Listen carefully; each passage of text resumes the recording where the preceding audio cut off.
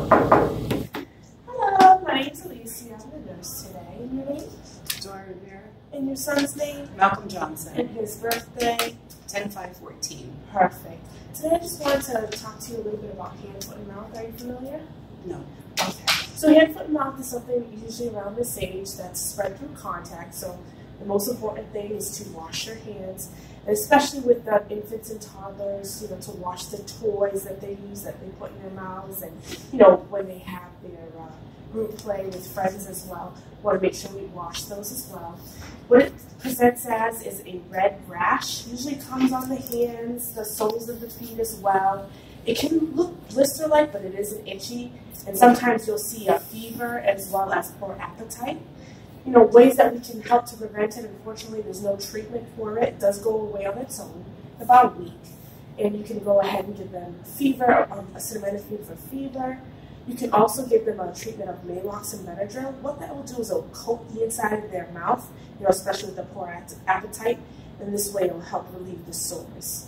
Also, making sure that we increase their fluids as well. Any questions? No questions. Thank you. You're very welcome.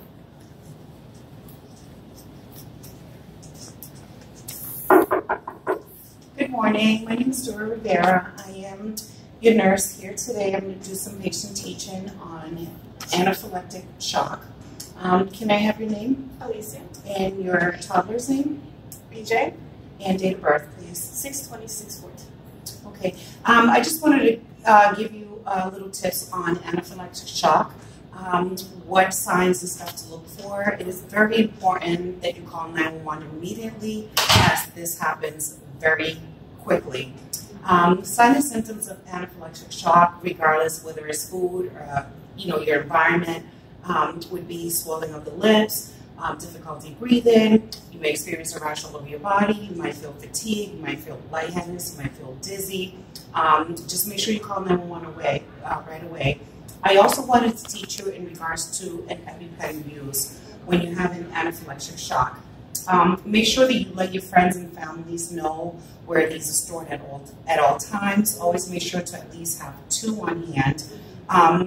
The way this works, really, if someone is having an anaphylactic shock, your child or anyone that you might know that might need an EpiPen, what you do is you insert this directly into their thigh.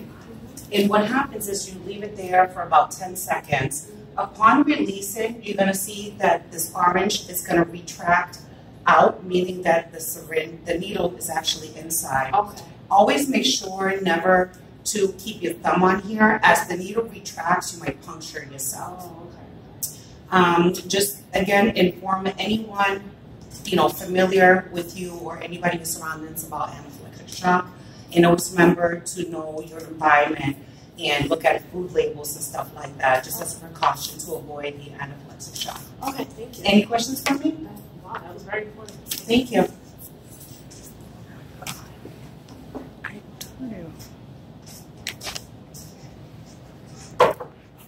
Hi, I'm Gabby, the nurse. I'm just going to teach you something about otitis media. Okay. And the kids, can I have your name and your kid's name? Oh, my name's Alicia. This is AJ. So otitis media is like an inflammation of the middle of the ear. And in kids, it's more common in like the winter and the fall. In kids, it presents, sometimes they like tuck their ears or they pull their ears.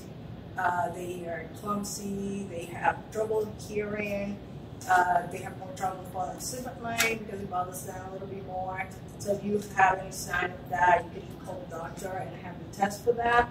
Some of the treatment include antibiotics, usually 5 to 10 days, depending on the severity of the inflammation. So just make sure that even though you start the treatment and finish it, even though the child starts feeling well, you want to finish the treatment. Stuff that you can do to comfort the child, so you can put warm compresses in the affected ear, just hold the ear. You can give them some Tylenol, ibuprofen for the fever, if they develop fever or at the pain. And there's not really a prevention for it. Like every kid is, if they're around 6 kids, they're going to be susceptible for that. But some of the prevention can be like keeping the kid away from other kids that are sick, giving the kids the immunizations, like the pneumococcal vaccine, the flu vaccine, and keeping them up to date with the immunization. I have this pamphlet for you to read at home, and if you have any questions.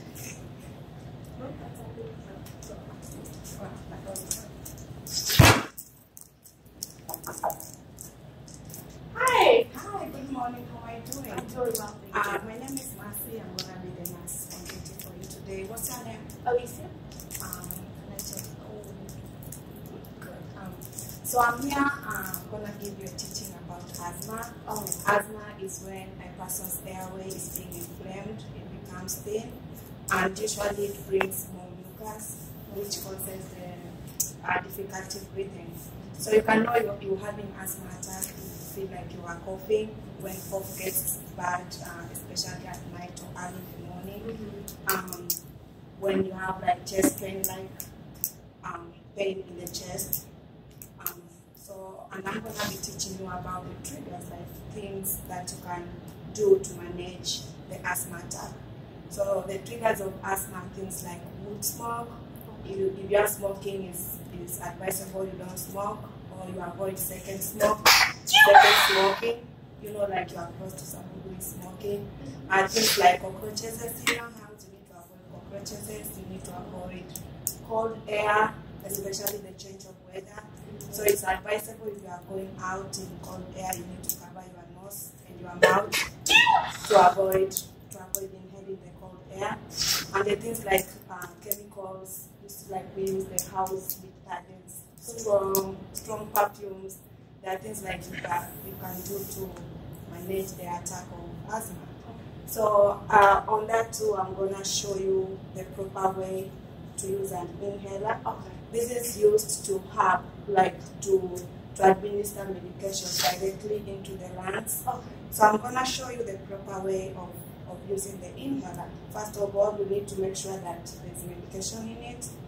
Then you need to twist this upper part. Then once you twist it, you need to shake it.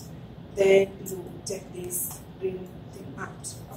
So once you're done, you have to exhale, like a breathe out. Yes.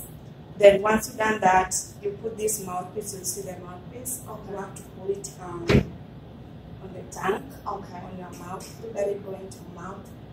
Then you press. Once it's your mouth, you are pressing. And at the same time, you are inhaling slowly, making sure that the medication goes in the lungs and not in the tongue. So you can always repeat the dose. If they told you maybe it's 2 puffs, you need to repeat it. But if it's 1 puff, just make sure you hold the breath 5 to 10 seconds. If it's a repetition dose, you have to repeat stage 2 and 4. But if it's 1, that is it. That's it. That is it. So do you have any questions for me? No, that's all. Do you want to just quickly show me what I did? Sure. So I twist, right? And then I shake, and then I take the cap off, I place it on my tongue, I depress, I hold my breath I take a deep breath first, and then, take a deep breath out, then I depress it on my tongue, and then I hold it for 5 to 10 seconds. Is that correct? And then if I have to do it again, I'll do it all over again. Thank you. Thank you. Nice meeting you. Nice meeting you as well. You enjoy your day. Thank you. I have my bus schedule. So. Okay. Bye.